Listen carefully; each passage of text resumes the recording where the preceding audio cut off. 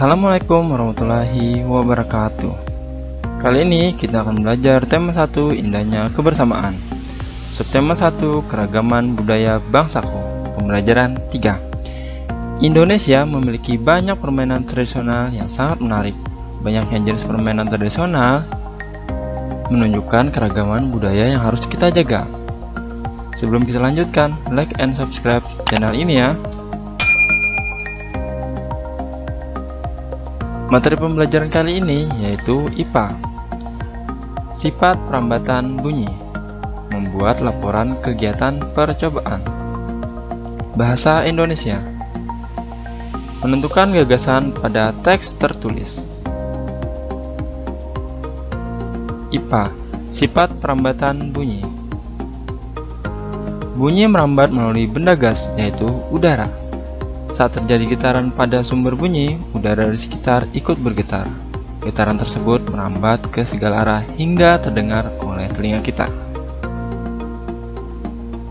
Bunyi juga dapat merambat melalui benda padat. Contohnya saat kita main teleponan menggunakan benang dan gelas bekas. Bunyi merambat melalui benda padat seperti benang. Getaran dari sumber akan merambat melalui benang hingga bunyi dapat terdengar.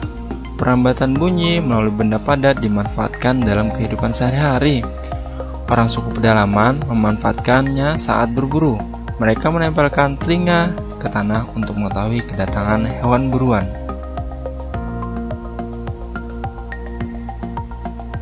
Bunyi juga dapat merambat melalui benda cair.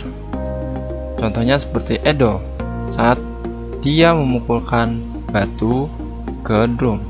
Bunyi merambat dari drum melalui benda cair hingga sampai ke telinga Edo. Bunyi merambat melalui benda cair. Getaran dari sumber akan merambat melalui air hingga bunyi dapat terdengar. Perambatan bunyi melalui benda cair dimanfaatkan dalam kehidupan sehari-hari. Tim SAR memanfaatkan dalam menolong korban kecelakaan dalam laut hingga memungkinkannya adanya komunikasi antara tim SAR di atas kapal dan penyelam pencari korban. Nah, bagaimana membuat laporan kegiatan percobaan dari gambar-gambar tadi? Nah, kita tulis nama percobaan. Nama percobaannya kita tulis di sini ya. Apa yang kita lakukan tadi, tulis. Contohnya misalkan kayak Siti tadi. Bunyi merambat melalui udara. Tujuan percobaan. Tujuan percobaan adalah tujuan dari percobaan tersebut dilakukan. Contohnya, mengidentifikasi sifat bunyi atau merambat melalui udara. Alat dan bahan. Alat dan bahan adalah alat yang diperlukan dalam percobaan tersebut. Contohnya seperti sumber bunyi atau alat musik. Langkah kerja.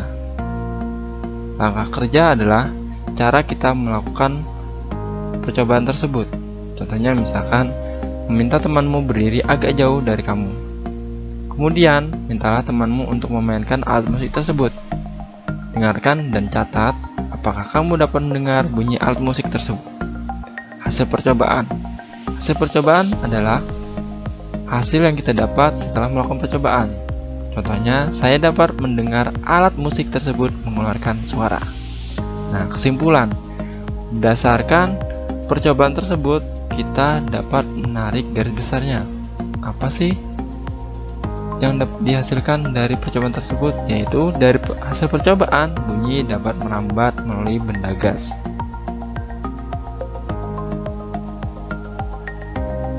Berdasarkan hasil percobaan yang tadi, bunyi dapat merambat melalui benda gas, padat, dan cair. Namun, bunyi yang dihasilkan setiap media tidak sama. Ada bunyi yang cepat terdengar dan ada bunyi yang lama terdengar. Bunyi yang merambat melalui benda padat merupakan bunyi yang paling cepat kita dengar.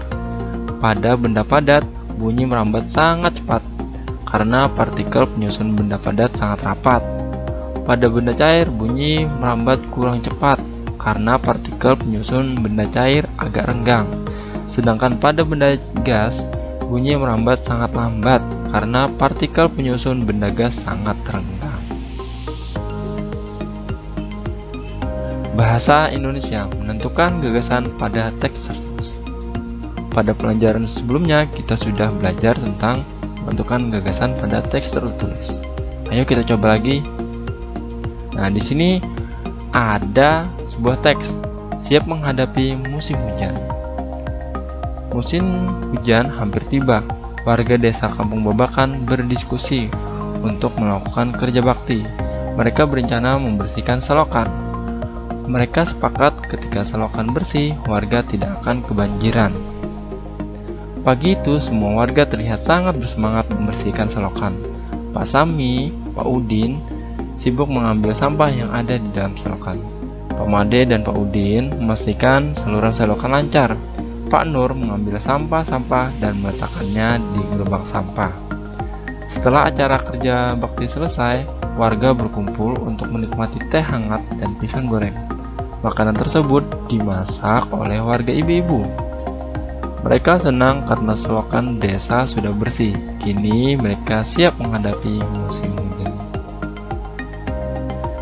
Nah, gimana cara menentukan gagasan pada teks tertulis? Kita tentukan dulu paragrafnya. Nah, pada paragraf pertama kita lihat ya, biasanya gagasan pokok itu berada di awal kalimat maupun akhir kalimat ya. Nah, pada paragraf 1 kita lihat apa yang dibahas. Nah, yang dibahas adalah kerja bakti ya. Nah, kerja bakti dilakukan pada saat apa? Musim hujannya tiba ya. Jadi kalimat pokok pada paragraf pertama yaitu terletak di awal, musim hujan hampir tiba. Kita tulis dulu kalimat pokoknya, musim hujan hampir tiba. Nah, gagasan pokoknya yaitu musim hujan. Kalimat pendukungnya, warga desa Kampung Babakan berdiskusi untuk melakukan kerja bakti. Nah, apa yang dibahas dari kalimat tersebut? Itu warga desa berdiskusi. Kalimat berikutnya, kalimat pendukung. Mereka berencana membersihkan selokan. Gagasan pendukungnya apa yang dibahas? Rencana membersihkan selokan. Kalimat berikutnya, mereka sepakat ketika selokan bersih, warga tidak akan kebanjiran. Nah, apa yang dibahas dari kalimat tersebut yaitu selokan bersih, tidak akan kebanjiran.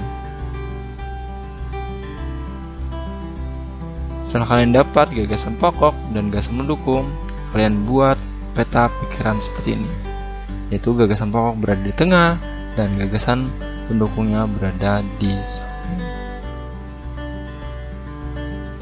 Dan kalian coba di paragraf-paragraf berikutnya buat gagasan pokok dan gagasan pendukung dalam bentuk peta pikiran.